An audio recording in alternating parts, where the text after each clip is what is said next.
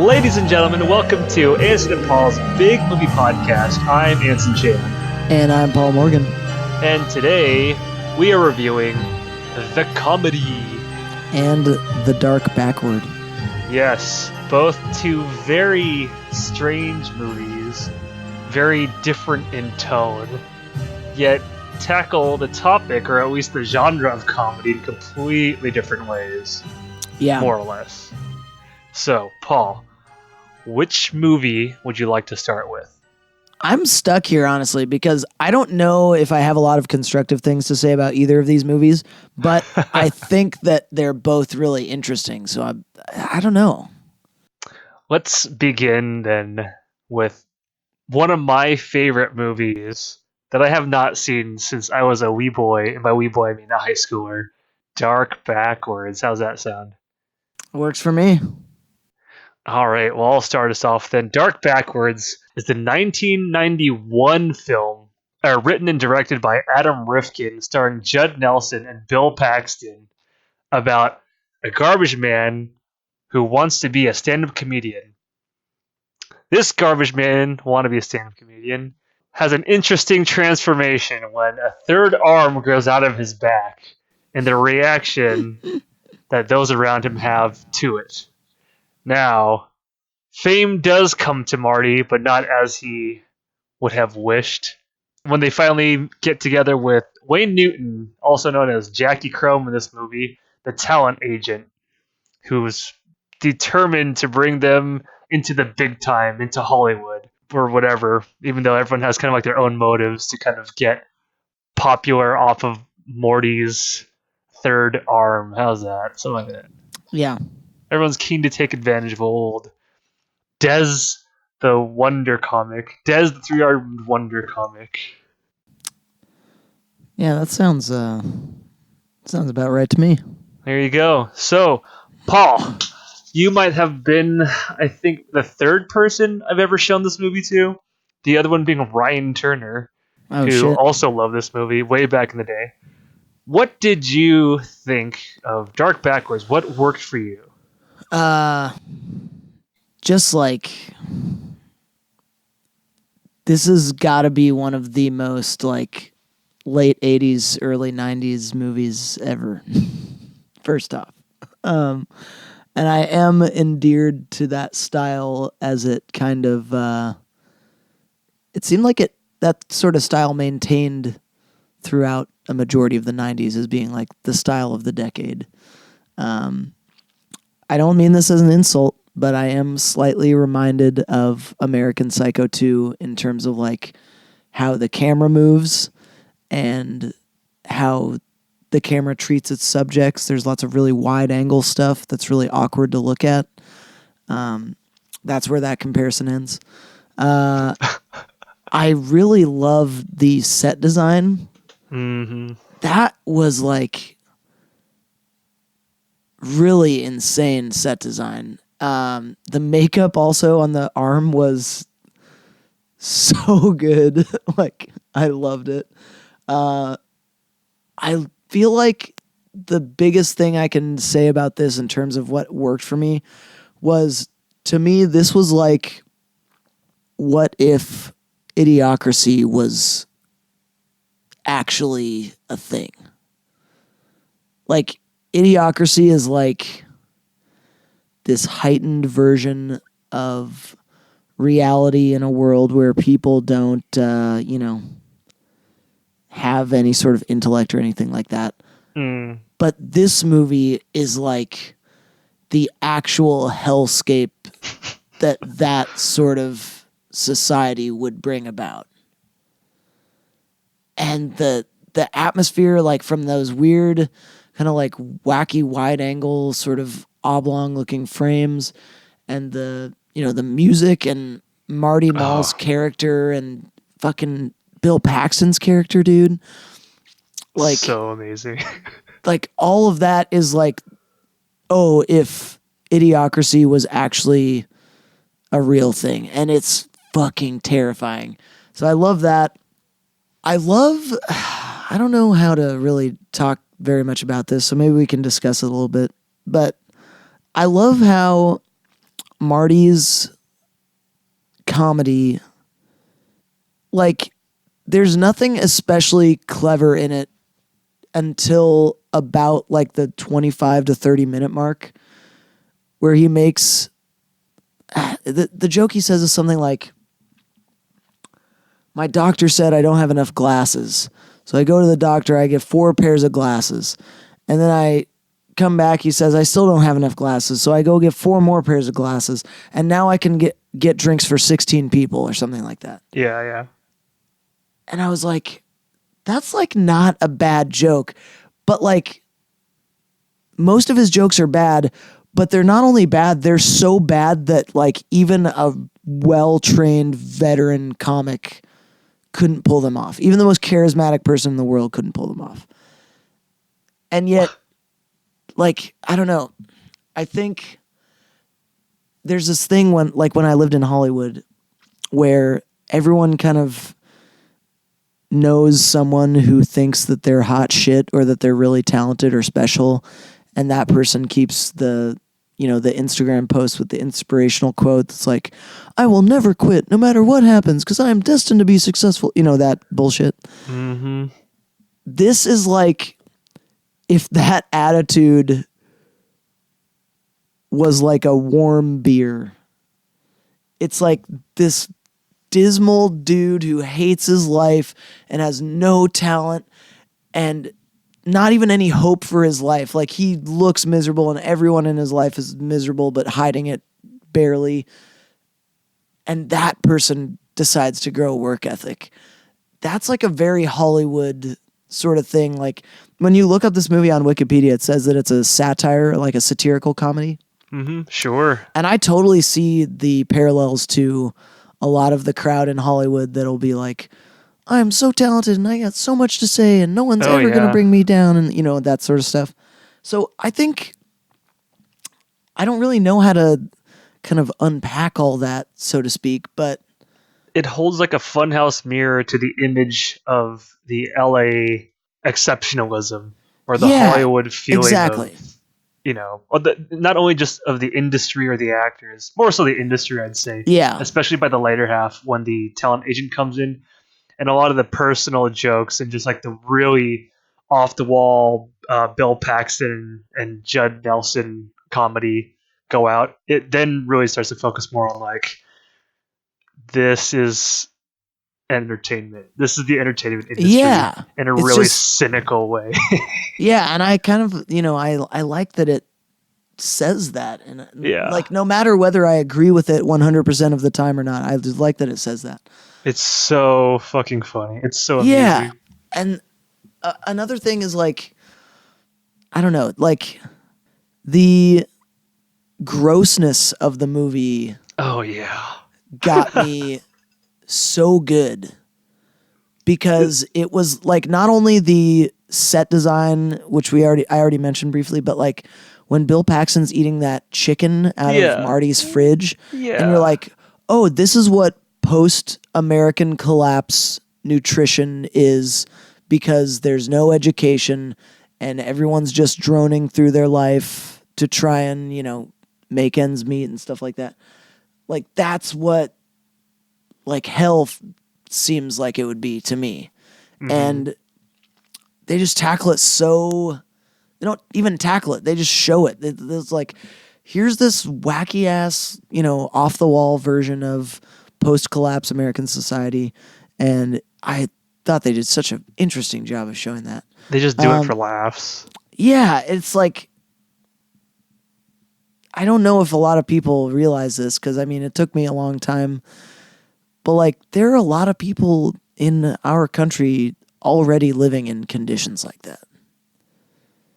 Like, poor people in the United States, like, I've seen some houses and some interiors of some fridges that I would love to be able to forget. There are already people living kind of the way Bill Paxton's character and Judd Nelson's character are living in this movie. And so it's like weird to see the kind of, different visions of the future that people have. Like this guy, I forgot his name already, the director, but then, what's his name? The guy who wrote King of the Hill. Judd. Looks like Yeah. Judd Apatow. It's Yeah. not. It's Adam Rifkin and Mike Judd. Mike Judge. Like, these guys, I feel like I've never seen an Adam Rifkin movie ever. And I looked through his IMDb, like, searching for shit that I might have seen.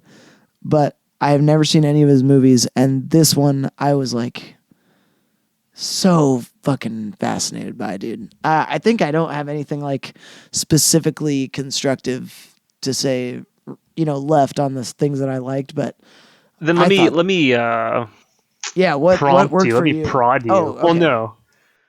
What was your feeling throughout the movie? Like uncomfortableness? Like how did you laugh when you watched this movie, if you did at all? But it sounds like you enjoyed it. I almost never laughed in this movie. Really?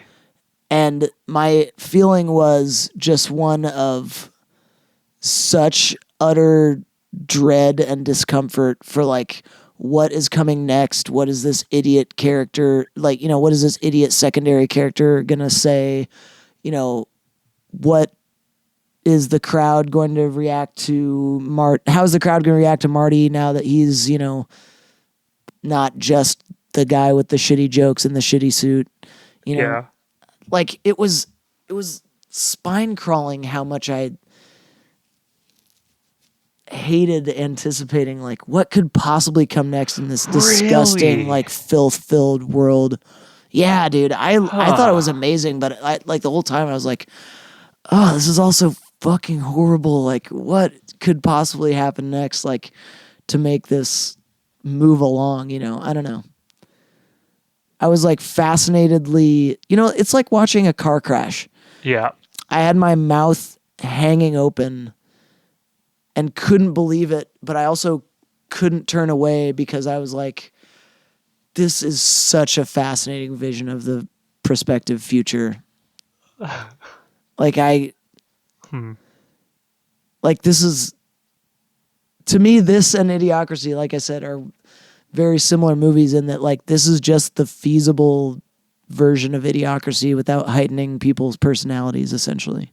A dystopia that ruled by the very few people who, can afford to get their shit together, and the rest of everyone is just this squalid, disgusting, dirty.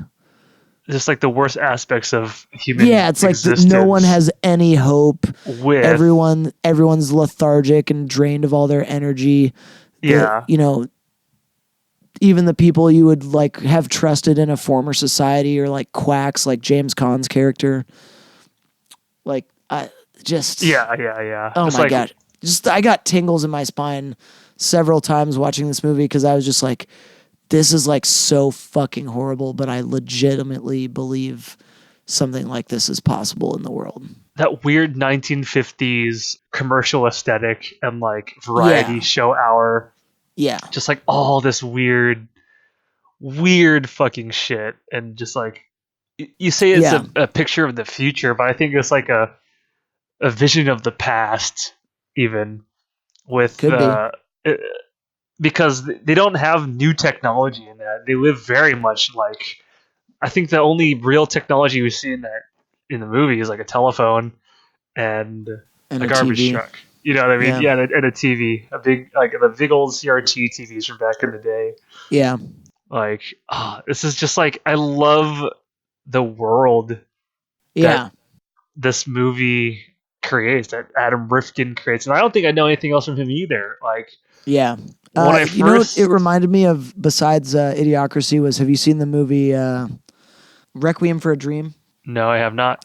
Oh my God. This movie reminds me of that movie so much because it's like the angles and shit and the characters and these, like, little pockets of false hope for an actual future they have and all this stuff are, like, so overly pronounced that it just fills you with dread every second you're watching it. You're like, these are the type of people where if I saw this person in real life, I would be like, is it better that you're alive? Like, honestly, really? Is it better that you're alive right now?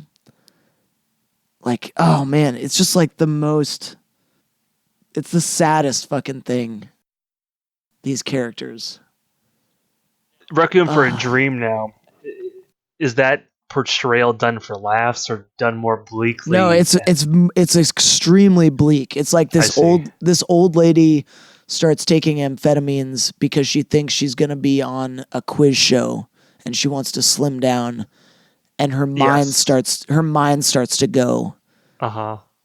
But the one thing that kind of keeps her occasionally sharp is the prospect of like, I'm slimming down to be famous, to go and win a bunch of money. You know, like I'm slimming down for this thing that's going to change my life, and everything's going to be better after this. Sure. And like her life just falls apart because she is taking all of these amphetamines, and her brain just starts going to mush.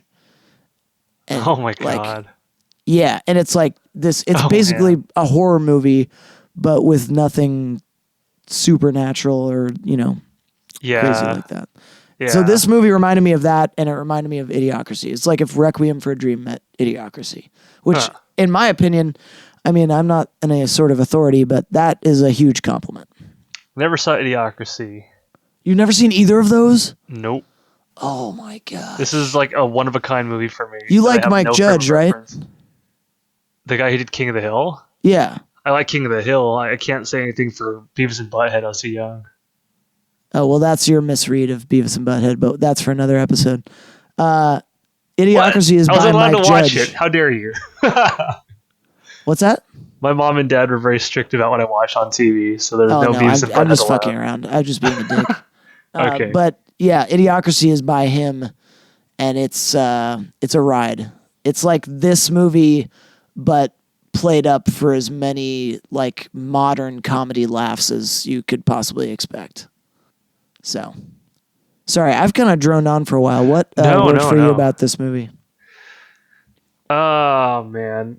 I love this movie. Let's go back in time to the younger days of Anson Chan.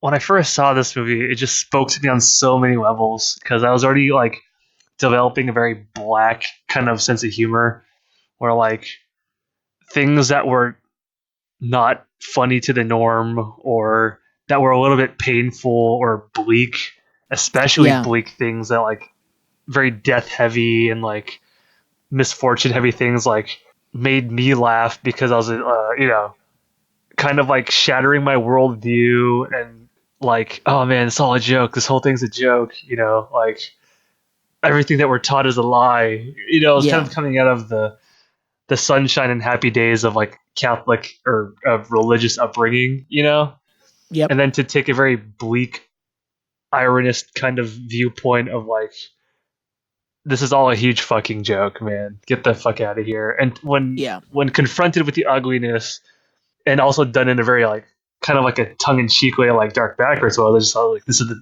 most amazing thing ever. Everything about the world, to the music, to the way it's punctuated by like the odd accordion sound, or Bill Paxton's just like super over enthusiastic reactions to everything. His fucking performance was hilarious. It's like, oh my God, there's no award for it, but it deserves something because it is just.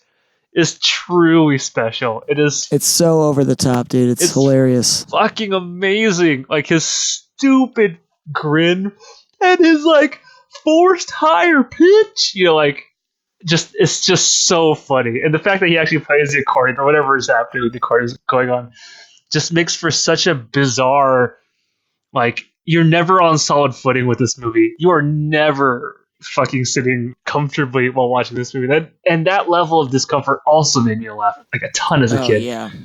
And so when I first saw this movie, I don't know if I'd seen Tim and Eric yet at that point, but oh shit, I think this was almost like very formative in like solidifying, at least knowing where I stood with what made me laugh, knowing that this made me laugh so much.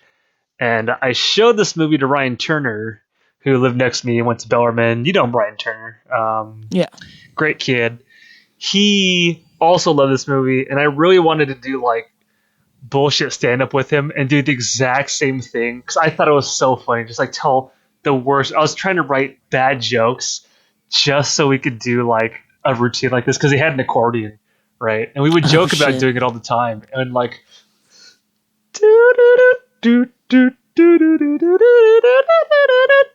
you know, like just like do an awkward turn. It's like Oh my nobody god. knows what's happening. I already had 4 pair, but he said I needed new ones, so I got 4 more pair, just to be on the safe side. So now, 16 people can drink in my house.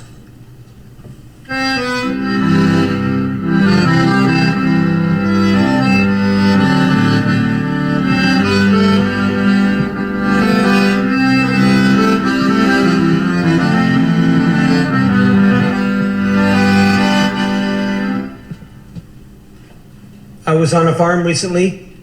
Farms are such funny places. Somewhere, something's missing. And it would only make sense to us Yeah. because we saw the movie, yet the level of discomfort that that would bring to other people would be if people were to also feel that discomfort or acknowledge the funniness in the cringe or just disbelief, you know, the strangeness, that Yeah. would be funny. And I wanted to kind of do that. And which I ended up actually doing later at coffee house night because I really wanted to do it for coffee house night, but RT never brought around the accordion, so I think one day I just randomly got up and did like fake coffee house stand up, if you recall, with my Miss I Dusenberry impressions and just I ran believe I do remember that. Yeah.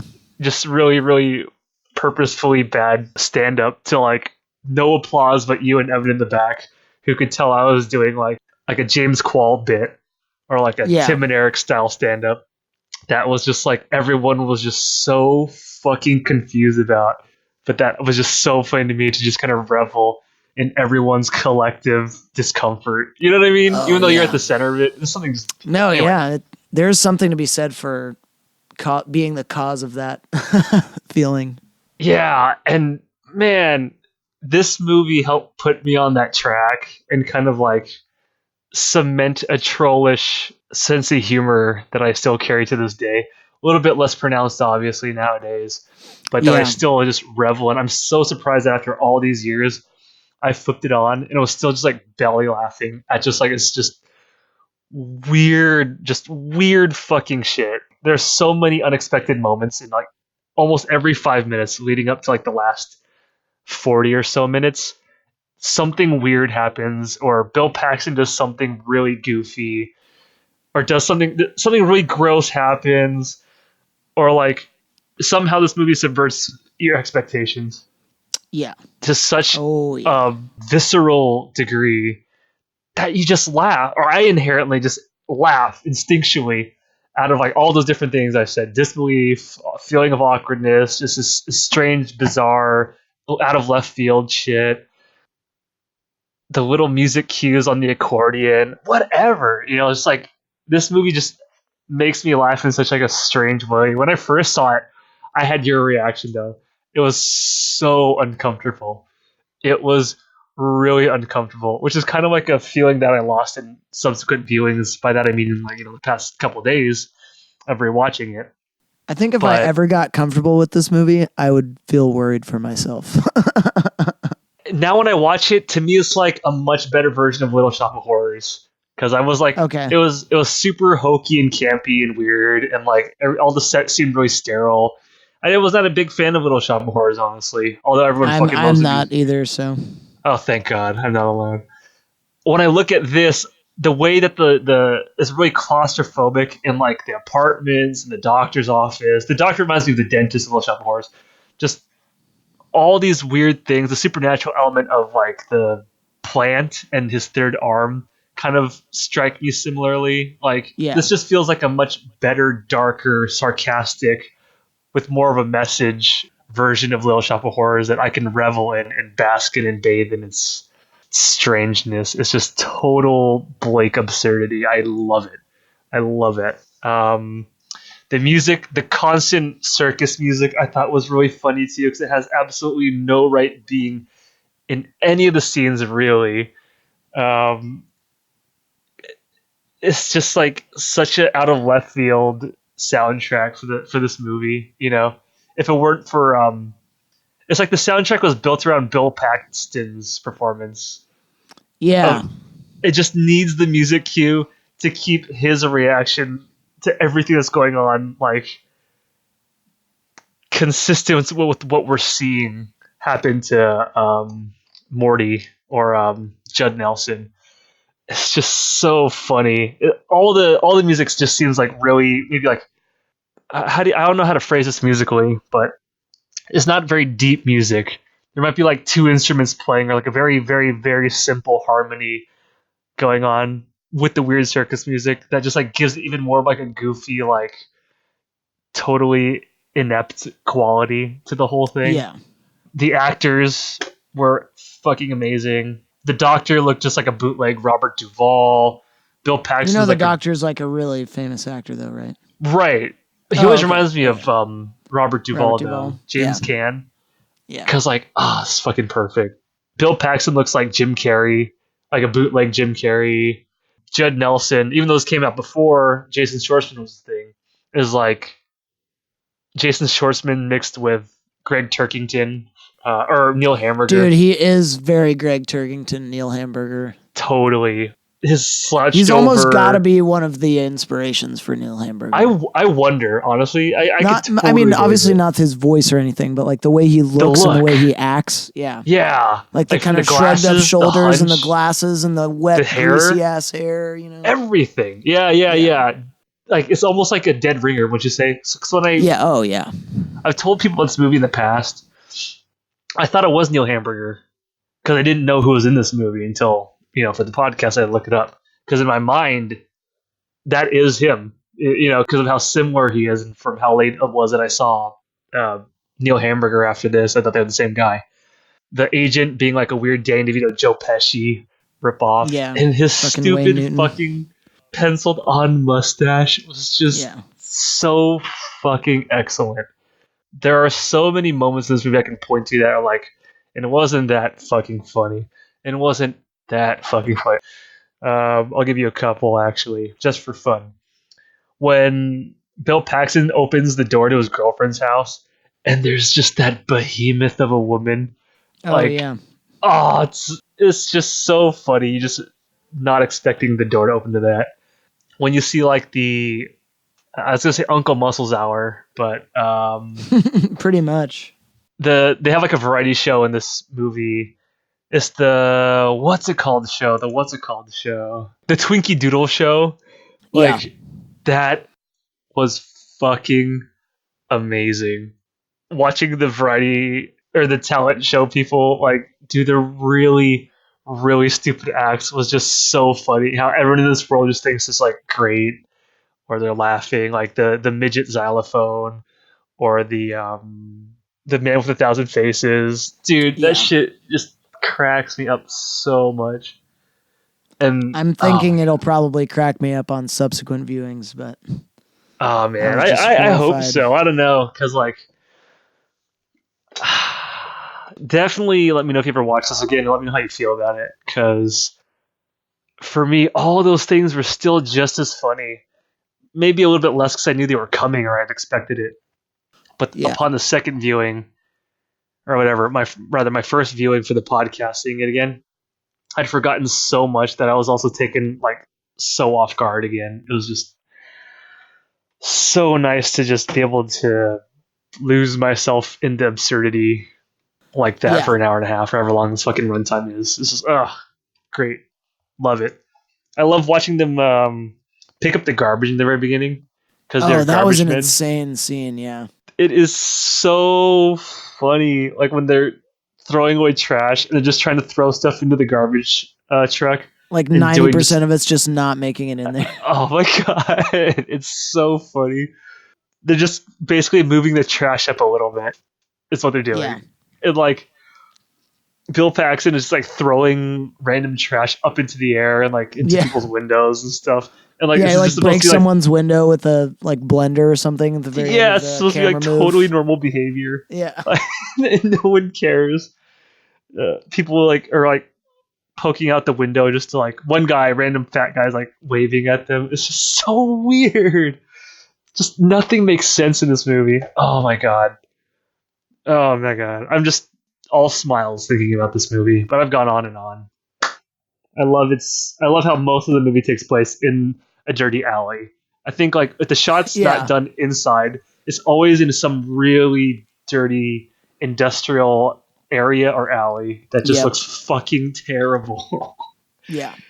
Oh my god. And how everyone else reacts, just like or rather how they don't react, how all the extras like Everyone's like dead-eyed and are just not engaged with whatever's happening. yeah, it's to, just like, well, same shit as always. yeah, and it's just like the weirdest thing to see. Just the complete disconnect of what you feel and see in the movie versus how everyone in the movie is reacting to it. It's just Yeah. so Fucking brutal. love it. Anyway, I've yammered on. Paul, I think I already know the answer to this question, at least one portion of it. What didn't work for you in this movie? So this is a short answer, but I think it's probably the most accurate answer. There were a couple things that occasionally didn't work for me in this movie, but because everything fit so beautifully together and it was just as much about the world that was created as it was about like the character of Marty Mall, Mm-hmm. I think it fit together so well that I don't think as a whole anything didn't work for me because of the fact that everything just fits so nicely in this like dystopian, like hateful, apathetic mode that they developed for themselves. I think because of that, I can't really pick out anything specifically that doesn't work for me. What were you thinking I was going to say? There was a rape scene, or at least I would call that a rape scene. There's no penetration, but I would definitely call that a rape. Oh, in the dump? In the diner. Oh shit. Okay, yeah. I mean, to me it was so just disgustingly dystopian the whole time. I was like I put my full faith behind everything that happened. This is one of the few Interesting. movies that I've like 100% bought into because the mesh of all of the aspects of the movie was so good for me. Because it's just trying to show you like all the worst aspects of our nature. Yeah. It literally is. Like Bill Paxton's just this id driven fucking Maniac. yeah, like I don't know. Everything about it just works for me. What didn't work for you in this movie, if anything? Interesting. Oh. Yeah, that's one of the few times you'll ever hear me say something like that. So. Yeah, I think every single time we've seen anything even remotely getting close to a rape or something non-consensual, sexually related, you bring it up. So I'm actually really surprised because that scene still makes me a little uncomfortable because of how much I like. Definitely supposed to. Yeah, exactly. But that's the one thing that still leaves me uncomfortable after all these years, I guess. You know, everything else I'm just like, oh, this is normal to me now. Yeah. Versus that, still I'm like, ah. Not in like a I disapprove in the terms of this movie way, but it does actually give me the most visceral feeling of discomfort from the movie. Was watching Bill Paxton basically rape this girl. Yeah. But I'm not gonna say it didn't work for me. What didn't work for me is I feel like the tone shifts pretty drastically by this between the middle to almost the end mark when they do more focus on the agent and like how he's trying to bring Marty into the clubs and like how his whole act has to be centered around his third arm, but no one's like, quite sure how to, harness the fame. It's just like this totally stupid thing that like he thinks is going to make him famous, but it's obviously not because it doesn't make him into a better comic by having a third arm. And how the other entertainment, other industry people also see the same thing, except for like the club owners and the movie guys and shit like that. I think it goes a little long. I like it, but I want to see more every 5 minutes. Something it would be hard to keep the energy of the first half. Let's just put it that way. So Yeah. I don't mind that it slows down, but I do wish it still kept the energy that it definitely has, the fucking vision it has in the very first half of just the garbage everywhere, the disgusting food and diner, the shock and all that. And then it gets kind of much cleaner. So I don't. I wish that was a little bit more consistent for me. Sure. You really feel that at the end with the talk in the office between Bill Paxton and Judd Nelson after, let's just say, the final twist. Yeah. That goes on a little long, you know? Sure. It's not shot correctly because it's shot so normally, like as it would be in a standard movie, a TV show, anything, right? Yeah. As opposed to how incredibly stylized and off the wall everything else has been in the movie up till this point, you know? It's weird, it's jarring to actually step into a normal conversation or a story moment after all the fucking weird shit that's happened. Yeah. That's the moment it kind of loses me, and then I'm just glad it's over because I also feel that the steam has kind of been let out of the sail, or the wind's been let out of the sail, if you will. Yeah. So that's my one thing. Sure. Other That works. than that, yeah, huge fan, fucking huge fan. Oh yeah. Paul, would you recommend Dark Backwards to anybody? Yes, if I could give them the caveat of saying, I don't mean this as a slight against you because you know people watch what they watch, but most people I know have seen Idiocracy, and most people I know love that movie. So if I could give them the qualifier of being like, this is like a fucked up version of Idiocracy, then I would probably suggest it to just about anyone. What about you? My caveat always being that I'd recommend it to like certain people that I know, but in terms of just my subjective sheer love of this movie, and just surprised actually that I still like it after all these years, that it still very much holds up for me. Yeah, I'm really glad you showed me this because this was a fucking fascinating movie. I hope you watch it again in some time, like in the future. I think I definitely will. And you gotta let me know what you think. Well, it's been all positive for the first little bit, so. Yeah, but I want to see how your comfort level changes, and if you laugh more at just like the jokes not landing. Oh god, some of the jokes to me are just to me, it's so almost good. too bad to laugh at the jokes not landing.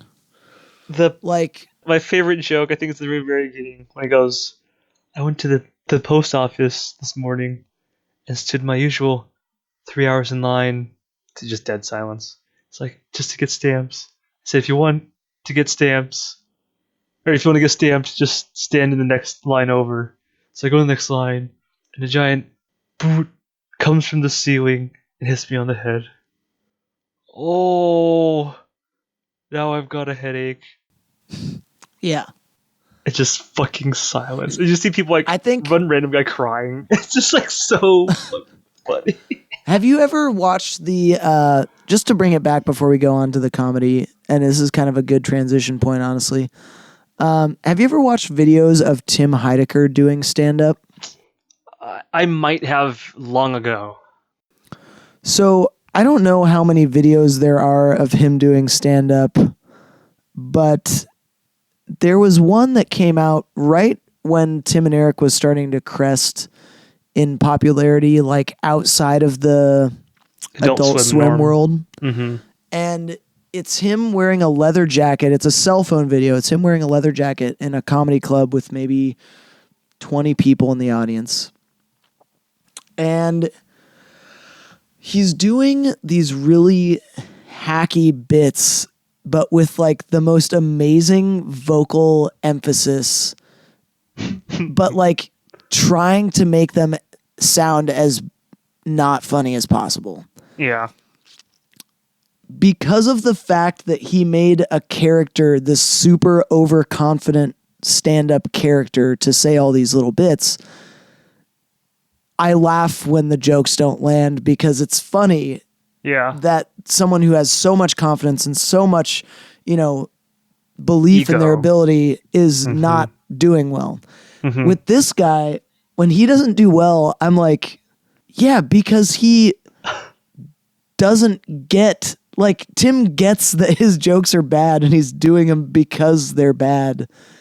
And this guy, it's like, no, he genuinely doesn't understand that this is a horrible joke. Like, literally one of Tim's jokes in his stand-up is like, I went to the movie theater the other day and this girl behind the counter, this bitch behind the counter, which is like a throwback to, like, you know, Andrew Dice Clay or whatever. No. She goes, can I get you a Pepsi? And he goes, if I would have wanted a Pepsi, I would have asked for a Pepsi. And he, like, makes a face at the audience like, this is the part where you're supposed to laugh. Right. And, like, nobody laughs.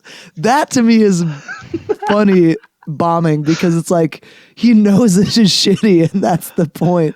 But, like, Marty, I'm way too saddened by his character to, like, laugh at his failure for some reason. I don't know why. I kind of had a feeling that you might feel that way, or that you might I'm just so walk away. sad when I think about him. You might Just have like you might have shell had of a a man. different perspective on that part because you could empathize with his trying to do stand-up.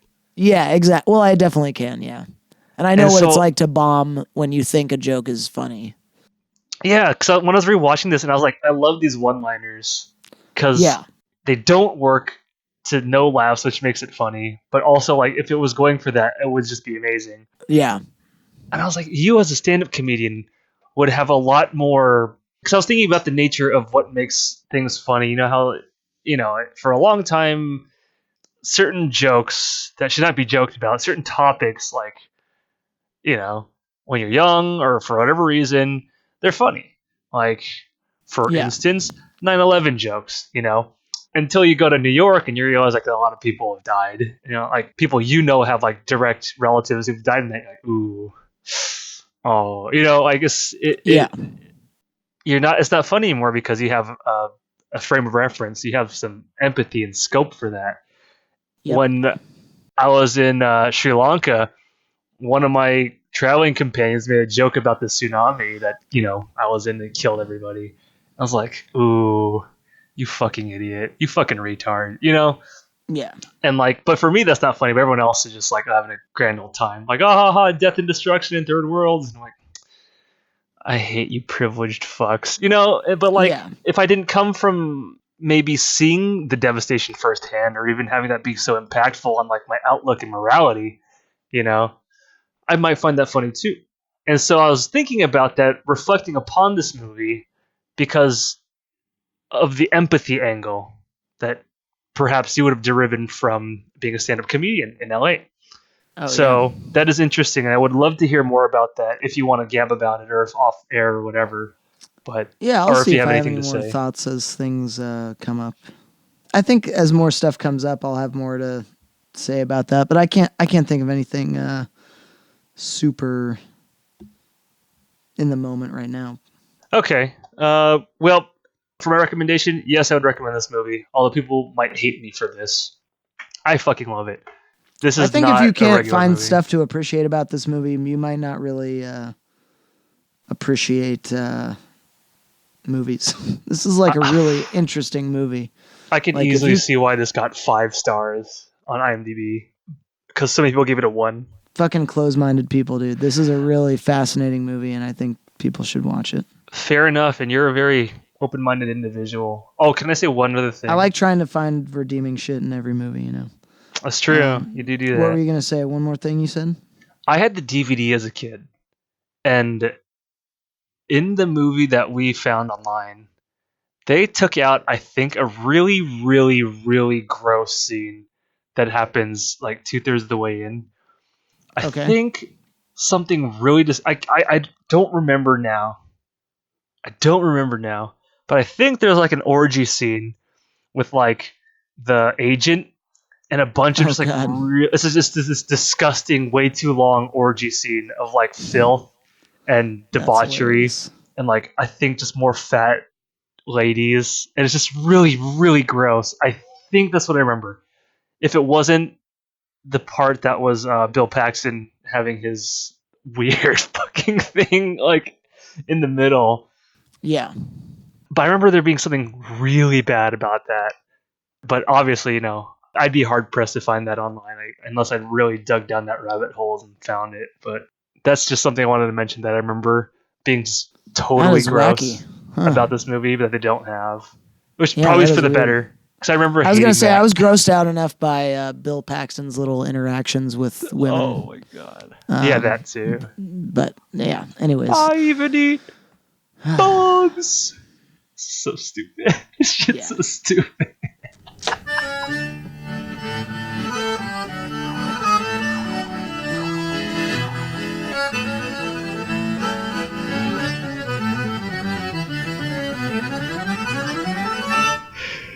All right. Well, since we have concluded our segment on the dark backward, Paul, would you like to take us away with the comedy? Yeah. The comedy is from 2012. It stars Tim Heidecker, Eric Wareheim, Greg Turkington, and that one dude with the scruffy hair and the white stubble. I forgot his name. It's basically kind of a portrait of a guy more than it is like a story. But basically this kind of yuppie, spoiled jerk-off character's dad is dying and he's kind of like, stumbling through life with not a lot to do and a lot of money and opportunity with which to do it, I guess. It's kind of about, I don't know how to really say what I'm thinking in my head. It's kind of about what the doing of nothing and having no ambition is like in the modern era, I guess. I mean, I guess I'm at a loss for words about what this movie's about. I hate this movie, but I think it's an amazing movie. Really? You hated this movie? No, I've seen it. Yeah, well, I mean, I've seen it before a couple times, and I hate this movie, but I think it's a fucking amazing movie. Can you? Let's talk about that a little later then. Yeah, so I guess does that kind of synopsis suit you? I guess so. There's a lot to be read into this movie. Yeah, there's a lot that they don't explicitly say, but it's just it leaves you with a lot of your own interpretation in the order in which scenes take place, in the weird, sarcastic antics, destructive antics of Tim and his friends, and kind of what the title even means relative to watching this guy as just almost tragic existence, existentially tragic, right? Although he's arguably has it all, or most of it, you know what I mean? He's just someone who just is such an asshole and is not totally undeserving. What the comedy means in terms of the joke is life's unfair and people like this do get everything, or the comedy is this guy's life because he is a joke, right? In terms of like an insult, or this is a comedy in that it's a black comedy, or this is a comedy in that in terms of this is the joke title. It's actually a tragedy. There's a lot of different ways you could put the title of this movie. Yeah, because as you said, there's not a lot of story. It doesn't really bring you into any moral conclusions, but the way that the shots are aligned, in the way that you kind of see the snippet of his life and where this movie takes place, when it takes place in his life, I guess. I guess you're supposed to draw the meaning from, which I have a couple ideas about, but again, it's hard to say without sounding like a complete idiot who doesn't think too much.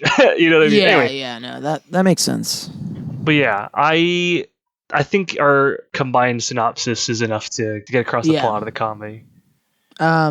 So what about this movie worked for you? I really liked Tim's performance. I think he did a really good job being like, not like a likable asshole. Like what you just said, him doing the stand-up in the comedy club where no one laughs, but he's obviously doing that as the joke. Yeah, like he like a wants meta you not to joke. laugh. Yeah, because that makes that work. Because it makes, the joke is on you for having to see it or having to realize what he's joking about, right? Yeah. Or just in general. He plays that character that is like such a fucking dislikable asshole that does like funny things that you laugh at his expense about, while at the same time feeling great pity for the nothingness or the meaninglessness of their existence, right? Yeah. You don't outright hate this character because there are moments when like you feel bad for him, and then the feeling bad for him kind of trumps your previous experience with just like how bizarrely uncaring and unlikable this character is, Yeah, he's like really just a piece of human garbage. Yeah, I know people like this exist. Let's just put it that way. Yeah. And I that's also like a sad funny thing is that like this is Yeah, actually I'm really relevant. acquainted with people like this. Yeah, people are actually like this that are just like so self-centered and like uncaring or have no sense of decency or rather any idea how their actions impact other people's or like people around them, or realization of like what a privileged upbringing or current existence I should say that they have, Yeah, that they're like not any appreciative of it at all. yeah, like the moment when the taxi scene for instance, Yeah. perfect Like example. It's just like who has that money to throw away, and why is that how he chooses to feel like he's alive? I've And then why does he have to sabotage that at the end I of that have scene? literally seen that happen in New York. I've Yeah, literally it's- seen, well, not in New York. I'm not okay. This is so when I was in Sri Lanka, someone did this. He pulled out money and was like, "Hey, let me drive this thing, huh? How much is it to you? How much is it to you?" He fucking did this. People like this exist, man. Yeah, Anyway. I know. That's why this movie is so fucking good. I know, Because it and like shows. I mean, it like shows the worst of American opulence, but not just Yeah. American opulence, like opulence in general as a concept. yeah, it's like my joy comes. It's not almost like even in the act of doing. It's in the act of sabotage and power. Yeah, Because it's like you're everyone pushing else, the boundaries of the world around you. yeah, to everyone see else how has much to they'll react go. to what you're doing, whereas you don't give a care in the world. Yeah, The joy comes from the power of invulnerability or of just like mischief that one can get because they're so endowed with the means to get whatever they want whenever they want, yeah, right? and that's And another thing is touching on that a little bit is like not everything he does is bad. no, but a lot of it is too. Yeah, but like some of the stuff that is bad is like just fucking horrible. Like I think I misremembered this because I was expecting this scene to go differently. But when he like walks up to that house where all the Mexican workers are working Uh-huh. and like starts digging a hole and just transplants the one plant and then like immediately asks the owners if they can go swim in the pool. Yeah. For yeah. some reason, I thought that in the first time I saw this, maybe I was stoned or something, but the first time I saw this, I seem to remember him just going and getting in the pool Yeah, I could see that after too. they said that they could probably swim in the pool. And I was like, Yeah. that's not really bad. He like did something that's like pretty neutral in the digging of the hole and the transplanting of the plant. And then he asked permission to do something, got the go ahead, and then did it. Which is like, he lied about who he was. He misrepresented himself and stuff like that. But that's pretty neutral. It doesn't hurt anyone really, Yeah, I know exactly what you mean by that. But it's think not about a great thing, either. think about how that reflects though upon the Mexican workers who are doing that. Because what if Yeah. he did something stupid? They don't know who he is or why he's doing it, but they at the same time are powerless, or for like mostly like too cowed, I guess is the right word to say. Sure. by everything that he's doing, by literally supplanting himself or like entering the situation, right? He has no right being in, and he could have easily gone in like a bad place had something bad happened, right? Yeah. Like, and then for them to have to explain like we're not with him, we don't know who he is, we thought he was with you. There's a lot of ripples that one action could have taken, and it was more, I guess, of him just doing the same shit of just I can get away with anything I want, and so I'm going to do it. Here's something I feel like doing. And then the very next shot after he doesn't get in the pool, as you remember, because I thought he was going to get in the pool too. He goes, "I had a great day. I went to the shopping mall," just like in a really weird delivery, as if to say like, I just get off doing this. It's meaningless. Also, it's uncomfortable. I think not to bring it back to the definition of the movie's title, but they do a lot of like. I don't know how to really describe what I'm trying to say. This is the second time during this movie I haven't been able to describe something. But my favorite thing about doing stand-up comedy was and granted, I very rarely actually got to do shows. So I don't have a lot of experience with it. I did it for a long time, but it was all open mics and stuff like that. But when you did get to do shows, or when you were like the guest of someone who was doing a show or something like that, you go back in the green room.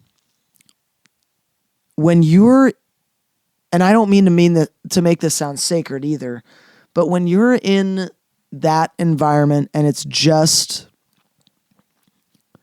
like people who do comedy or people who are trying to do comedy, there's this thing where it's like everything that we are saying, regardless of what it is, be open to the idea that maybe that thing was meant to be a joke or a satire or, and they're doing that in that scene. I love that scene so much. Like I went to the shopping mall, and everyone's kind of saying these really like on the surface nice things, but they're like being so completely insincere about every single one of them that it's like they're trying to set up for like some sort of environment where you could take this attitude or this way of viewing pleasantries in life in a funnier way. Like that's kind of like the warm up for what is going to come. But then they go to that mustache guy and he like ruins it because he doesn't understand how to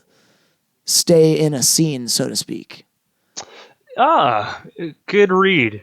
That's a really interesting read on that. That guy fucks up so many of their like friendly hangout comedy type of jams because he doesn't know how to stay in a scene. And they, at like midway through the movie, there's a couple scenes of them just shitting on him because of it. Mm-hmm. And I don't know. But that I love that scene so much. Like sorry, I interrupted you in order to say what I thought about that scene. No, I'm glad you did. But yeah, it's just like this totally insincere, like meta, everything is a sick joke type of humor, It's very modern. I don't know. Mm-hmm. Definitely that. In that dark backwards was like a really bizarre reflection on, like I said, the worst parts of humanity by showing just like how like the worst parts of humanity could possibly be. Yeah. This is like that, but done far more realistically in a real place, not in some weird back alley full of garbage. This takes place in New York, right? With real kind of like people you can almost, what's the word I'm looking for? You can feel them as real characters, right? Not the cartoon characters of Dark Backwards. You know what I mean? Yeah, they're all very, heightened. Very real. This is like almost the same thing. I don't know if this is the correct, because I was thinking about this. I was trying to put these two together because I feel like they're both trying to put a different lens on society, or at least the aspect of like the ugliness of America, if you will, done in totally different ways. Yeah, where one is blatant and like just so over the top you just have to deal with it and shocking. Whereas the other one is just so subtle and without very much direction that you're kind And of it doesn't left judge the filling in people it's blanks. telling you about. Come again? And it doesn't judge the people it's telling you about. The comedy? Yeah, it just kind of like puts them out there. It doesn't say anything about them.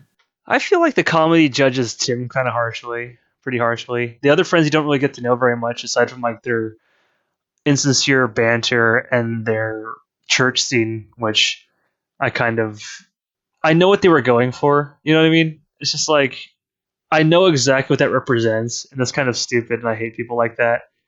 That is a cool way of saying, not a cool way. It's an interesting way of showing that nothing is sacred for these people, right? To show it literally, and for them to just fuck around. And it's like maybe on the one hand they're right, maybe it is, but the fact that they defecate or at least go out of their way to ruin or like rub in their conceit for what other people hold dear is troubling to me because that attitude always bothers me, if you will. And so, and then to see it on film like that, like at church, is always kind of like, no. Really?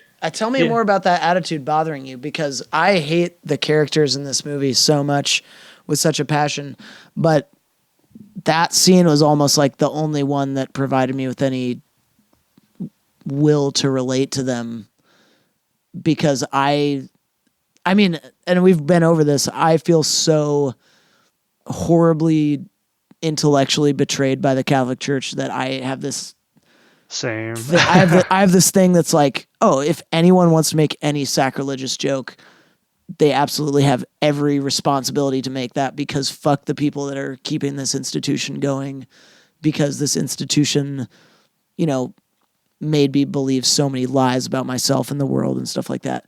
So like, I want to know how that kind of attitude works within you. I think I was just telling the story the other day, actually, but or at least what I've just kind of expressed to you earlier. I don't like when people are militantly anti-religious or like they're so atheistic that they want to just like make everyone around them sense and feel the wrongness of faith. You know what I mean? Because I don't like that either. Intellectually, there's a lot of reasons to get behind it and to kind of nod your head, but those that have like it as their mission statement to go rip people from their faith, I take huge issue with. And there was a time when I thought that the idea of people getting ripped from their faith was funny. You know, I thought, can't you see the joke as I do? You know, Yeah, and but here's what I would put to you in response to that, is that in that scene, after they show the backs of the heads of those people who are actually sitting there praying or, you know, contemplating or whatever they're doing, there's no indication for the rest of that scene that there is anyone in the church. no, And not they're saying, not doing anything to any of the people that are in the church. Yeah, maybe they're being a little bit disruptive at times, but they're just kind of existing. They're hanging out and right. so I tend to forgive it because of that, because I feel very similar to you, where it's like, I'm not religious, but I have bits of spirituality in me, but I also like, I got over the militantly anti-theist phase in my life like pretty early. Like I had a couple of angry years in high school and then I got over it, and now I'm just kind of like, oh, I am whatever. I'm not going to force myself on other people. Right, but I think it's more just I think it's because, you know, I also grew up Catholic as you did, but to see them like, I'm just going to blow out everyone's candles in front of like Mary statue, I was like, oh, that is just beyond shameful behavior, you know? Yeah. And I mean, I'm of the camp where it's like, if anyone were to see this, you should be so horribly ashamed of yourself. But yes, right. because I'm operating under the belief that, oh, because they don't show the people, there's probably no one there. Sure, after because the that camera point. never Then shows it's like, you. oh, then it's benign because of the Right. fact that like, oh, what are they really doing? If we break it down, they're blowing out some fucking candles. The people will come and they'll relight them. They'll think the wind blew them out, and they won't. You know, no one's really hurt. Right, it's just more about what it represents in how they interact with that, right? Yeah. like, for instance, when we see the scene, and it's not like I said the scene itself, aside from that camera part, I'm like, that's just totally rude. Then of course it's just done for the movie, so I get it. But like, Yeah. because it represents something inside of them, and that you can see in other people, right? The disrespect for what people hold dear, Yeah. or like, even though that to someone else that might represent like a dead relative, someone who just died. Tim's dad's about to die too, right? Yeah, true So that. there's like a weird thing going on here where it's like that could be you soon, right? Or who knows? If you don't have that, then what are you going to fall back on? When your scumbag ways have to give in to something like true emotion, where do you actually stand? But when Tim's going on like that rant about like he's doing that really poor, like in bad taste, like black joke thing that like this here plantation, and doing like a black person impression, and like Oh God, to his sister. to his sister-in-law, is just so cringeworthy. Yeah. And then like and later she's like on, not reacting at all. just like He's this just is so foul. If I double down and keep going, then maybe she'll laugh. Nope. And then she's like, I better quadruple down. Yeah. And then you see him later go into like the black bar in Brooklyn. And like, oh my hey, man, dude, I get it, that man. scene is so I respect cringy. your culture. That's I love that scene. But like, where do we come from, man? You come from the hood, yeah, strong or whatever. So. And like, because you play those two back to back, they might not be sequential, but they're there for a reason, right? Yeah. Because you see the surface level, and when I'm presented with the situation, this is how I will act, versus and I feel comfortable and I want to go for shock. And you see a very real flip, almost like one could internalize, or at least that should reflect, show you a mirror as to like how you might act in a situation like that. Like, if you have those racial joke tendencies, that reminded me of oh my God, dude, yeah. When I was told by a friend, he married a Chinese chick, right? And so he's all into Chinese, everything Chinese. He's a white guy. Oh God! And he knows white I'm half people who Japanese. are super into Asian culture. Yeah, and he thought of this hilarious Japanese joke, and I'm like, okay, I want to hear it. I don't know what you're talking about. I'm thinking about, here's a dick joke. Let's hear what we got. Yeah. And he just says something stupid about like, oh, and Japanese are all dogs, ha ha ha. And I'm like, oh, I was like, that wasn't even good, and I thought you were so much better than that, And he felt all bad. It's like, no, I don't want you to feel big. I'm like, don't worry about it. Like, come on, but if you really think that that's a funny joke, you're fucking stupid. That's like that's you felt proud enough and like humorous enough to like want to share that, and fully knowing me too, I was like, dude, what the fuck?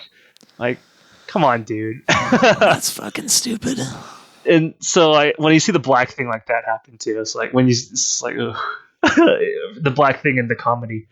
Yeah. I don't know. I really like the way it plays with here we are in a civil setting, or in what could be a confrontational setting. Here we are in what we think is a private moment, right? And like kind of like among friends. We see them in the same scenario, but the solo man versus with a group of friends. Yeah. Like, you see that too. And with a group of friends, he's relatively benign.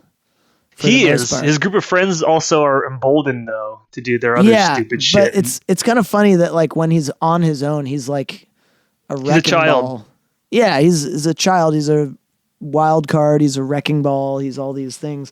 When he's with his friends, they're the ones who are more outlandish or weird, or disturbing of the peace.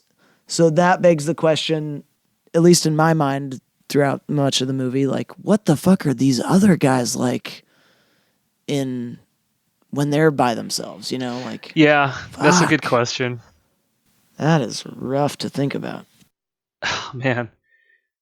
If it's taken literally, him creeping on like what is probably the underage coworker of his and having sex with her is really weird. Yeah. Her having like the seizure in his boat was also really weird. His reaction was the part that fucked me up. He's just like staring. I was like, yeah, he's like moderately interested in it, but like, not really.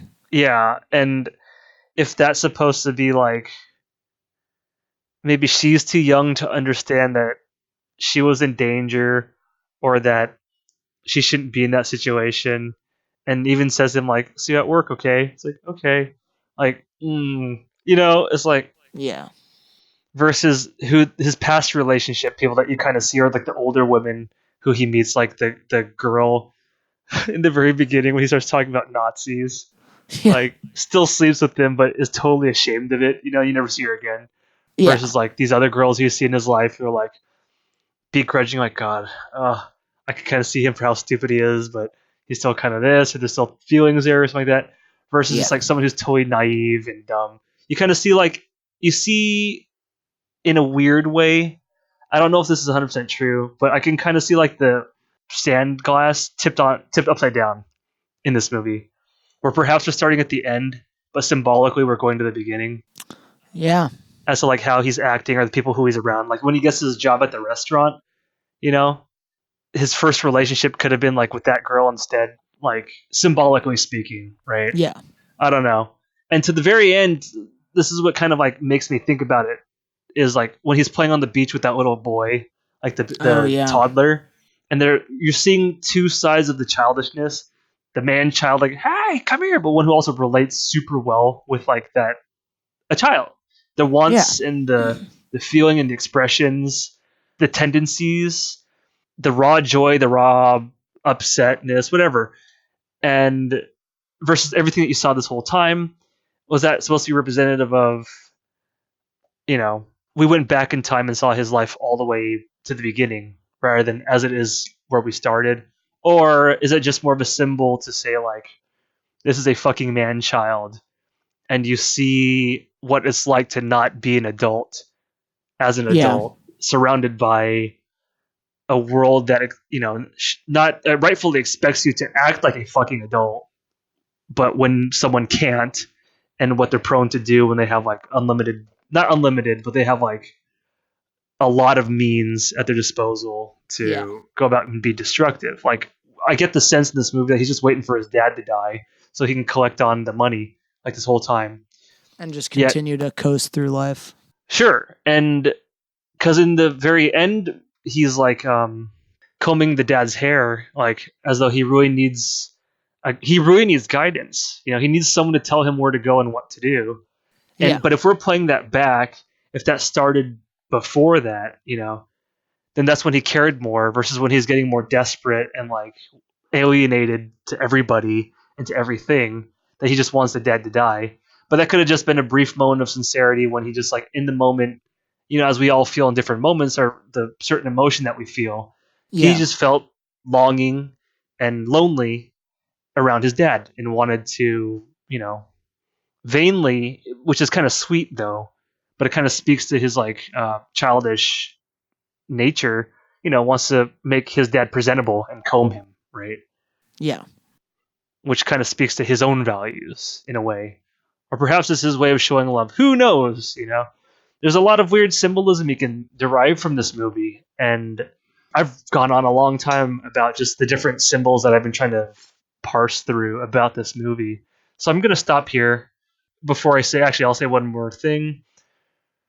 I think the tone is excellent.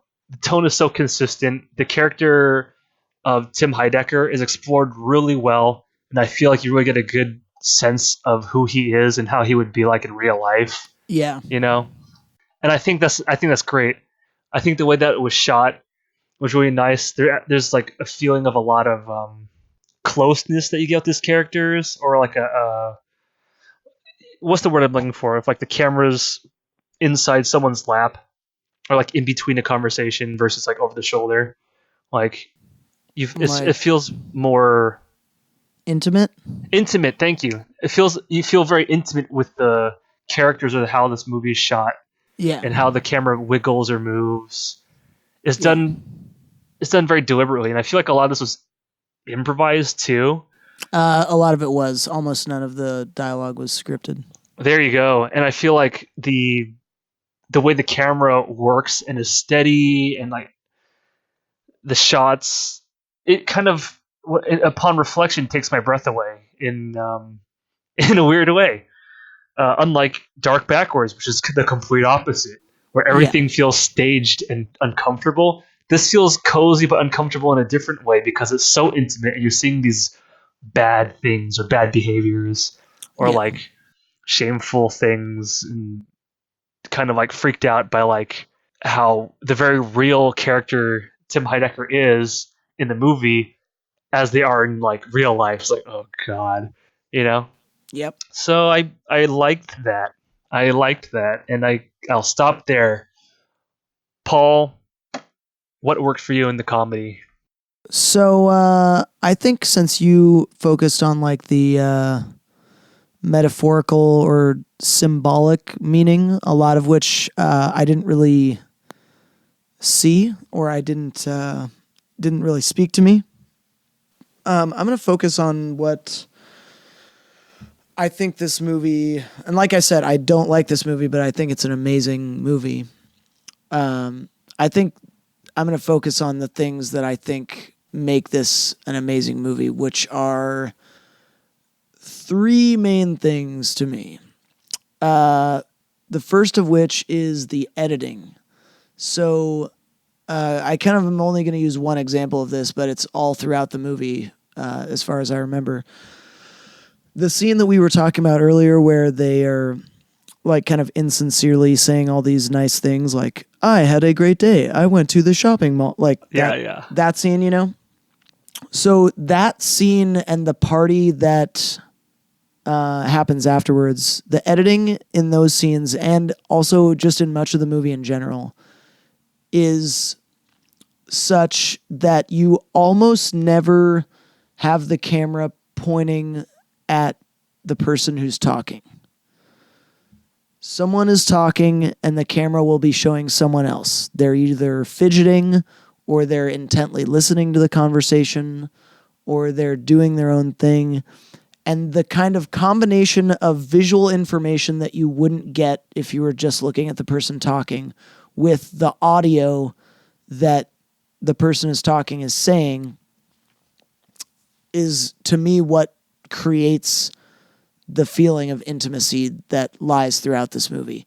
Other examples of that are like really close shots with really shallow depth of field, like insert shots of someone fidgeting while they're talking, or just the editing is such that the movie almost never focuses for too long on the person talking, almost as if to say like, yeah, what they're saying is a thing and it's part of the movie, but also while they're talking, why not look at this other person's reaction or the, bodily conversational response this other person's having. Mm-hmm. So I really like that aspect. I think that's kind of that's something that not a lot of movies do, because I think a lot of modern movies kind of are under the impression that if someone's talking, it has to be a straight over the shoulder, they're in the right third of the camera frame that's locked off on the tripod, all that stuff. And this movie is a lot more fluid than that, which, and it's fluid and it's very tight camera work. So it's like tight shots with soft focus in the background, soft focus in the foreground, and one point of really hard focus in the middle. And like not showing you the person who's talking, because the person reacting to the talking is almost more important. I don't know what that's supposed to be saying, but I really like that a lot. The second thing of the three, since I like the editing so much, is the camera work. I just thought this movie's really shot gorgeously, and I don't know what to make of that. I don't know what to make of that, because it's a movie about these people who I would never want to associate with in real life. And I hate everything about them. And they're like the people who I have like these fantasies about, like, okay, like for example, my own morals, I would never hit someone for saying something. I don't think physical violence is a proper response to words, no matter what the words are. But like in real life, I would love to see a guy like Tim Heidecker get hit by those black guys in the bar. Just one guy, just one punch. Well, he didn't say anything just to like shut him up. Super. I mean, to his credit, like everything that we knew before him going that conversation, he should get punched for. But to how he actually was in the bar itself, I don't think warranted any punches. It warrants a shaking of the head and a sneer, but it definitely doesn't deserve a punch, maybe a shove, or Okay, but the point time to being, go. You know, the point being, in that scene specifically for me, but like you just said, in most of the movie, I would love to see one of these people get punched in real life. sure, But the fact is, they make it look so beautiful with the camera work that it's almost like this conflict of intention, which I think it just works for me. It's like, here's all this beautiful scenery making this, I don't really know if New York is a great place or not. I've never been there, but it's like making New York look like as fucking gorgeous as it possibly can, but you're also watching these shitty people, and that, I don't know what that's supposed to be doing, but I love that cinematography.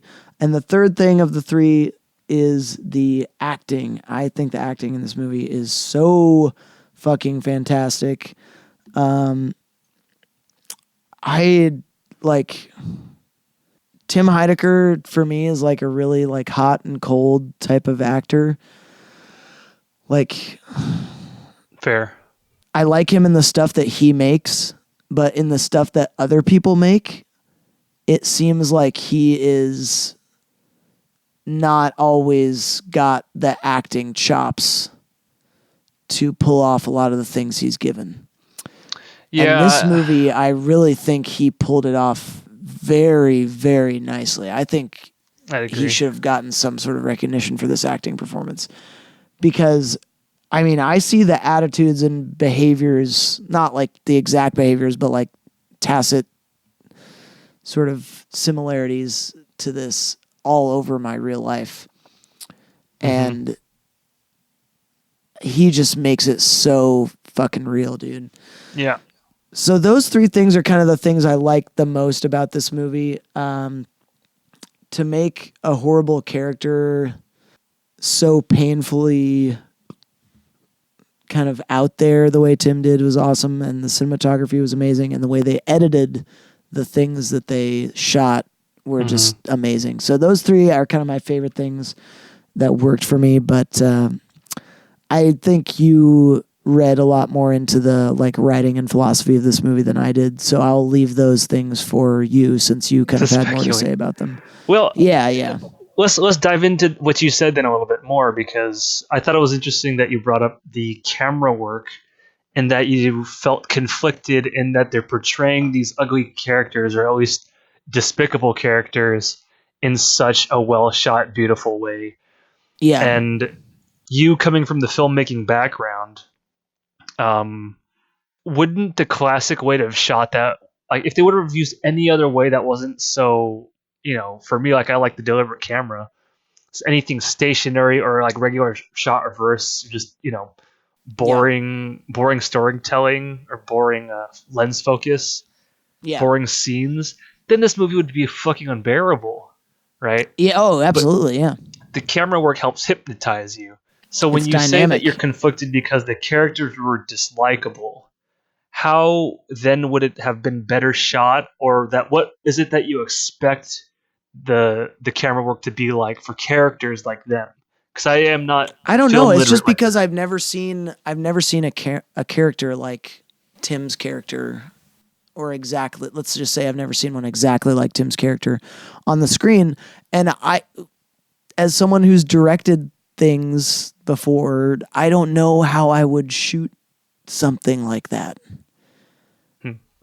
But because of they obviously got way more shots than they needed, and inserting them over people's dialogue because you realize the dialogue might not be that important to see coming out of someone's mouth.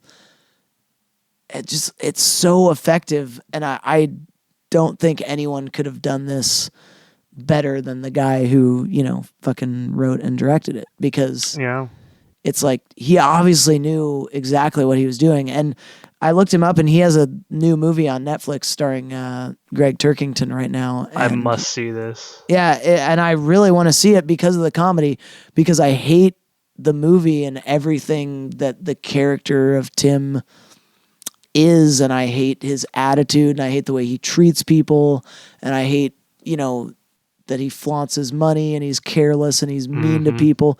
I hate all of that, but it's such a fucking beautiful movie. And it's like, if he can do this with a character as despicable as Tim's character, I'll watch anything this guy makes. Yeah, let's put that on our list then. At some point, we should watch the entertainment.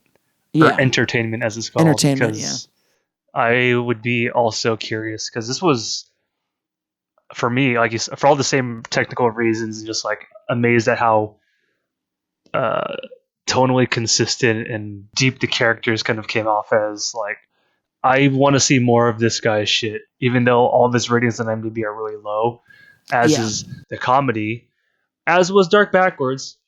It's probably just not for certain audiences where I might be, well, as a navel gazy person as I am, can see a lot in this type of movie. I want to see what he has to say with the entertainment with Greg Turkington. How cool would that be? Like, just really fascinating shit. Yeah. So, I'm down. what didn't work for you in this movie, if anything? I think length of time, perhaps, but but upon reflection, I liked it because it comes together as a whole at the end.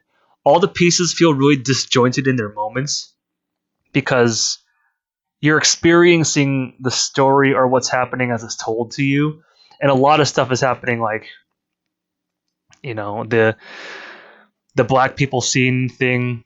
I don't think happens maybe back to back. Between Tim combing his dad's hair and him just like giving the nurse total shit, doesn't back to back. This all has to kind of come together by the end of them trying to say something of, here's one situation, here's the reverse.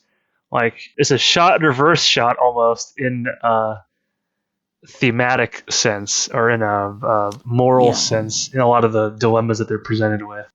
So originally, as I was saying, it felt disjointed to me, and that wasn't working for me. Like, it felt dithering, right? I was like, what the fuck is this movie about? I'm not enjoying this, Yeah. And then, like, this is going on really long, Jesus Christ.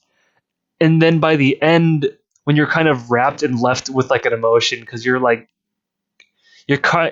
between the sine waves, you're seeing the character of Tim Heidecker, or his character, really effectively, and you're just becoming more fascinated by what the movie's trying to tell you, in pairing these two images, these two scenes together in the movie, right?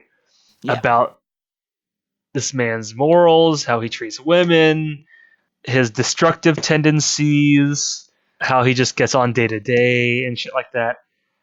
And it transforms by the end. It goes from a fucking caterpillar to a butterfly. And so I can't say it doesn't work for me anymore. Although upon first watch, I would, and while you're sitting through it, that didn't work for me in the moment. When you bring up the character of the guy who they shit on constantly, their buddy, I didn't get it like you did at the time. But now that I see that as, like, if not the read, a possible read into their interaction in that character, I like it. Before I would have said, like, it feels a little out of place. But now I like it more because that's a cool, again, like, read you had on that. So I like that. I don't know, man. I dislike the character of Tim Heidecker too, although he's made very human in the way that the story is told. Yeah. He doesn't have a lot of redeeming qualities, but yet you can still feel pity for him because there are so many, like, human moments you have with them, like, especially in the way that, like, in the cowboy western sense, they focus on faces. You see misery a lot. You see misery and depression and isolation on people's faces, deeply so in this movie, and it's done to great effect after having something in the scene that is completely contrary to from what we heard to what we are now seeing, right? Yeah. In the very beginning of the movie, the first line is like, what are you pressing all those buttons for? The nurse says, in a very almost like tongue-in-cheek, bad way of delivering the line, sometimes things just need to be reset, And by the end, you see Tim Heidecker as the baby. Is that to mean that there's second chances or that he needs to reset? Is there no resetting for him, Yeah. There's some cool things to kind of dig into and wonder about. And I don't know if nothing didn't work for me. I don't like the character. I, I don't know, man. It's weird. It's weird. It's not like you can judge this movie as you would a normal movie No, not at because all. the way it brings you into its world and you interact or feel with it versus how you do with most movies is completely different. So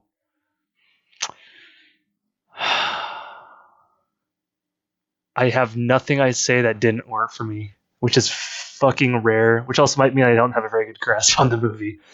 Paul, what didn't work for you in this movie? Um,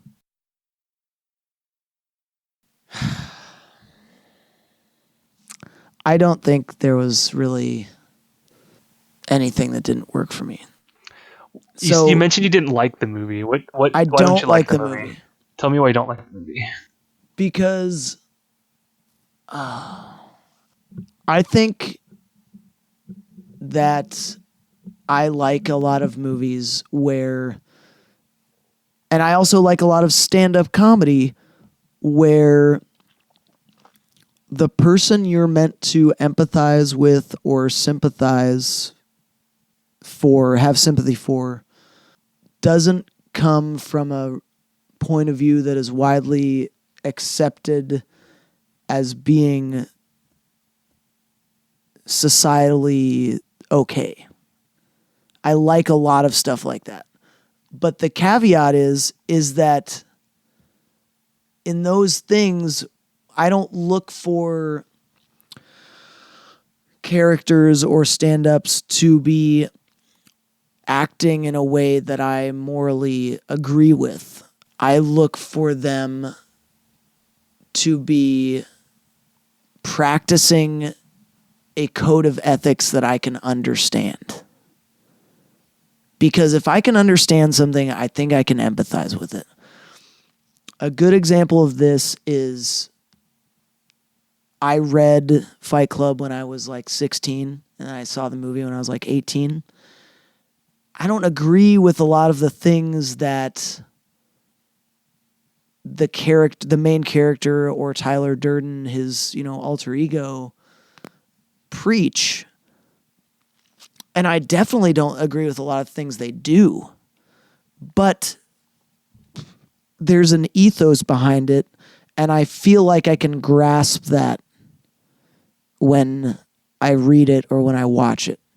The ethos is one of consumerism is turning human beings into drones that only chase comfort, and that goes, that goes against our programming as animals, and we need to break people of this cycle. I don't agree with that necessarily, but I can wrap my head around it. Therefore, when it comes time to empathize with some of the characters' decisions, I empathize with them. That's how empathy works. You understand where someone's coming from, you rationalize that, and you put yourself in their shoes. I cannot think of any movie so devoid of my empathy for a character, and I can't stand how much I fucking hate this guy. Like, this guy is literally everything I hate about modern America. I'm not like an America hater, but if there are things that I have to criticize about the United States and its people as a generalization, especially about white people and especially about white guys, this guy embodies all of those negative things. And I can't bring myself to relate to him even when he is at his lowest, which you could argue there's several points in this movie where he's at his lowest. And so I don't like the movie because by virtue of being a viewer of it, I have to spend an hour and 38 minutes in front of a screen watching this person I hate make decisions that I hate for no discernible moral, logical, ideological reason. And I can't stand that. But they do it so well, and they put him on there so well that, I have to acknowledge in my heart of hearts, like, this is a fucking amazing movie. I just hate every second of it while I'm watching it. Like, I had to pick out technical things about it to like, because I hate the subject matter so deeply. Mm-hmm. Does that make sense? I know that was kind of long-winded. No, But yeah. I was trying not to say it pretentiously. It took a long time to think of how to kind of phrase it. Don't you worry about that, sir. That's what editing is for. And by that I mean, don't you worry about it. I'm not going to edit that out. But no, that makes sense to me. It's kind of, and I feel that way that I talked about movies and stand-ups. I try and be that way in my life too. Like if I, like for example, if I'm at work and someone talks about their ethical or ideological principles, or because that stuff comes up when you work with someone for a while, and then you see someone break from that without acknowledging it or without apologizing or backtracking or anything, without questioning that they're breaking from this thing that they so loudly preach. When that happens and they don't acknowledge it and they don't preach about it, I think that is a clear signal that I should not be associated with this person. Because when I break from my ethical principles, I acknowledge it out loud. I try and rationalize it, even if the rationale is wrong. And then I tell myself, don't fucking do that again. So this character is like that. He's like those people. It's like there's no discernible ideology or ethic or morality. And it's all just id. Get drunk, be obnoxious, no consequences to your actions, all this nonsense that I can't stand. Yeah, I take issue with that real life character too. Yeah, it's just horrible. It's nice to see that character actually portrayed for once. Yeah, and like I said, they did an really amazing job. Grounded way. Yeah, they made it very real, very, very real. Yeah, because that's not a typical character. That's not a typical archetype. And I totally understand what you mean. That you love everything technical, but you hate the experience. Yeah. That's like me, and it was that fucking movie you made me watch last time with the Antichrist. Oh, yeah. Jesus Christ. It's like, yes, it's a beautiful shot movie. No, I do not recommend. Yeah. Like, fuck this movie. Or even Melancholia to a lesser extent. Although that's just because I think it's lame. Yeah. But I regret suggesting those, but I had a fun time talking about them with you. I have a fun time reflecting on Melancholia. Again, for how it is able to portray certain things. I like that It's a little bit too artsy for me. That's fine. Dude, it's mother of fucks though. Misery, both movies. And if this movie's misery for you, or always like this movie is uncomfortable feeling, yeah, I can see this also like. So the comedy and Dark Backwards are very interesting beasts in that way, where even as you said, you can appreciate a lot in Dark Backwards even if you don't like it. Yeah. But there's things in there to appreciate, which not everyone goes in with the same open mind as you do, man. Like, yeah, I feel like a lot of people just don't go into movies with an open mind as a general rule. I'm pretty close-minded, but like... You are, yeah, but you at least try and open yourself up to the positive things and stuff. Like I'll give it a nod. I'm like, yeah, but I hated it so much that, because yeah, like I can't think of... I can't understand how you could possibly dislike that movie. The story sucks, the character sucks, but my God, is it a beautiful movie. It's a beautifully shot movie. Yeah, fucking see, gorgeous. The fact that there are people who can watch any movie at all and not find something redeeming in anything is just, it blows me away. Yeah. I think I'm that way when I'm not trying to be analytical, Yeah. So what didn't you like about this movie? What didn't work for you? I already said I don't think nothing didn't work for me because it comes together by the end. Oh, sorry. Yeah, you did say that. I'm sorry. Yeah, it's okay. Like, where are we? It's because it wasn't an answer. It was like a non-answer. Yeah, they did a great job with this movie. It just pisses me the fuck off, and I think that means it did its job. I want to see how his movies are between movies. I want to see what is consistent. How much of it was like goes down to technical. Yeah, how much of it is his personal style, sort of thing. Yeah, like if there's writing influences from this Robert Dawn guy, if the camera guy changes or something, like how much boiled down is in essence his. Because I really I like this movie a lot, man.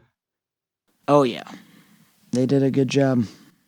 Would you recommend this movie though, Paul? Even though you dislike the experience, I actually did try to recommend this movie before I even saw it to one of our mutual friends who lives in Los Angeles, and we watched it together. And for the first time, both of us, and I didn't have a good experience. We both were like cringing so hard. I was gonna say I can imagine that being very uncomfortable. Yeah, I know that I never want to watch this movie with anyone. Like I watched it alone at home today because I knew like I would not want to subject anyone else to watching this because it's so uncomfortable. But I would recommend it to someone who's like into art house movies because I think this is a really excellent example of an art house movie. Same recommendation for me, sir. Only to art house people, but a general no. Yeah. We have to figure out a way of defining that. Is that a no? I think that's probably a general no, yeah. Because, like, I was thinking about the Siskel and Ebert rating system. I'm seeing a thumbs up or thumbs down. Yeah. And I'm like, the I mean, caveat. that's the yes, thing, though, is no, I would that we give do. this a thumbs up because, like I said, I think it's a good movie, but I wouldn't recommend it to people. Yeah, same for me. If I had to give it a thumbs up, it's a thumbs up, but I wouldn't recommend it to most people. It's just only to the art house folk. Well, I think this is one of our longer recent episodes. Yeah. We had a pretty good little discussion going on here. That's good that this we actually got a little bit deep, I think, with these two movies that are very, a lot of people would probably never see, throw away. They're comedy movies, technically, and yet they elicited such a, I think, deep and meaningful discussion in us that I am proud to say podcast success. Glad to watch these two movies. Yeah, these were really interesting movies. I'm very glad I've watched these. This kind of renews my faith in the podcast because I kind of lost a little faith after those two movies I suggested last time. Dude, come on. I was just like, oh, this is not going to be fun to talk about these. But this one was awesome. You know what makes me lose faith in the podcast? Every time I edit a podcast that I feel like I sound like a total jackass, and I have to sit there for 10 hours and listen to myself repeat the things that I just go, for 10 hours I'll edit, and I'm like, oh God, I hate this. And then I'm just like, oh, this podcast, what have I done? And then the next one comes out and I really like it. I'm like, oh, God, I feel so proud. I love my podcast. And then it's like, the peaks and troughs. I know the exact feeling now that I'm starting to be one of the editors a little nice, bit. Dude. It's like I'm so glad. The Tenacious D episode and the American Psycho 2 episode. I'm just like, oh my gosh, I really hate myself so much. Dude, and it's good to remind yourself how big of a shithead you are sometimes. It is. Humbles you. It's good to look in the mirror sometimes. Absolutely. Do a dark, backward, comedic one, or a deeply bleak, tragic, the comedy one. Right. Yep. Alrighty. Well, we'll see you folks next time. Thanks for listening. Thank you all, and bye-bye. Good day.